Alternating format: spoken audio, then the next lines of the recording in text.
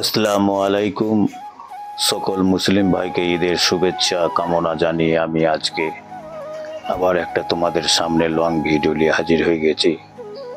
তোমরা যেন শেষ পর্যন্ত ভিডিওটাকে দেখো, দেখার পরে যেন একটা লাইক শেয়ার কমেন্ট অবশ্যই করে দিও। তো বন্ধুরা, তোমরা জানো আজকে মুসলিম ভাইদের খুশির দিন, আনন্দর দিন। এক মাস রোজার শেষে আজকে ঈদের নামাজ। তোমরা তো জানো সবাই। তো সকল মুসলিম ভাইদেরকে নিয়ে আমি ঈদের শুভেচ্ছা, অভিনন্দন, ভালোবাসা জানাচ্ছি। তোমাদের যেন রোজা কবুল হোক, তোমরা যেন ভালো থাকো, তোমাদের পরিবারে যেন সবাই ভালো থাকে, এই কামনা করছি। তো বন্ধুরা, আমরা সকাল সকাল গোসল টোসল করে চলে গেছিলাম ঈদ করে নামাজ পড়তে। এইটা হচ্ছে আমাদের বক্সিনগর গ্রামের ঈদগর। তোমরা দেখো, এখানে বহুত মানুষ হাজির হয়েছিল ঈদের নামাজ পড়ার জন্য। এখানে আমার মেয়েটাও গিয়েছিল, দেখতে পাচ্ছ মেয়েটা দাঁড়িয়ে আছে। আরো অনেকজনাই চিনাশোনা। আমি আমার ভিডিওর মাধ্যমে যতটা পেরেছি তুলে ধরার চেষ্টা করেছি, তোমাদেরকে নিয়ে দেখাবো বলে। সকল মুসলিম ভাইরা, তোমরা জানো আজকে ঈদের দিনে কেউ কারোর সাথে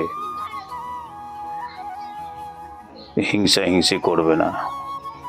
আজকে খুশির দিনে সবারই সাথে মেলজোল করে আনন্দ ফুর্তি করো, এইটাই ভালো। এখানে দেখতে পাচ্ছ আমার মেয়েটা আছে, শুধু দাঁড়িয়ে খেলা করছে। তো যাই হোক বন্ধুরা, তোমরা যেন ভালো থাকবে, সুস্থ থাকবে, এই কামনা করছি। আর বেশি বেশি করে ভিডিওটা লাইক শেয়ার কমেন্ট একটু করে দেবে, অন্যজনকে দেখার সুযোগটা করে দেবে। আমি যতটা পারি আমি আমার ভিডিওর মাধ্যমে দেওয়ার চেষ্টা করি, তোমাদেরকে নিয়ে দেখাবার চেষ্টা করি।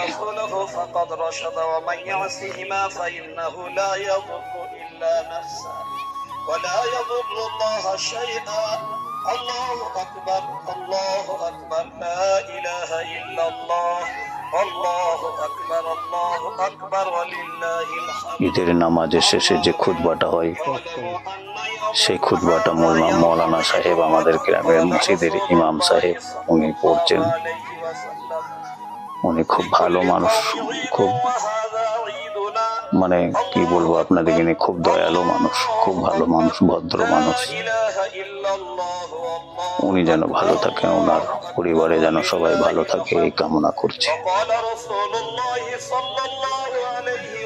আজকে ঈদের দিনে সকল মুসলিম ভাইরা, তোমরা নিজের পরিবারের সাথে একটুকু আনন্দ ফুর্তি করো, নিজের পরিবারের কাছে থাকো। আমি আমার ভিডিওর মাধ্যমে তুলে ধরেছি আমাদের ঈদ করে নামাজ হয়ে গেল। নামাজের শেষে সব একের ওপরকে সব ভাইরা কথা বলছে, দেখতে পাচ্ছ।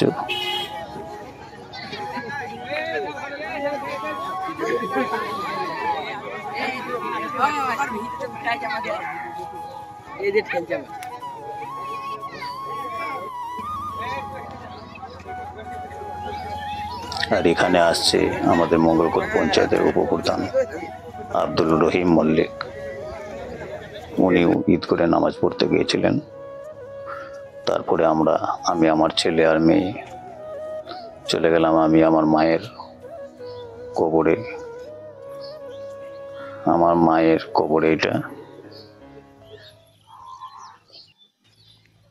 জানি না আজকে মা কেমন আছে, কোথায় আছে।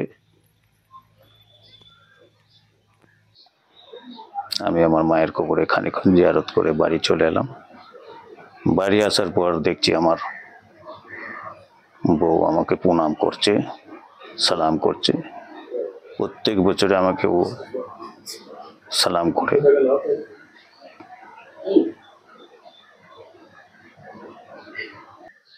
যাই হোক, তোমরা ভালো থাকবে।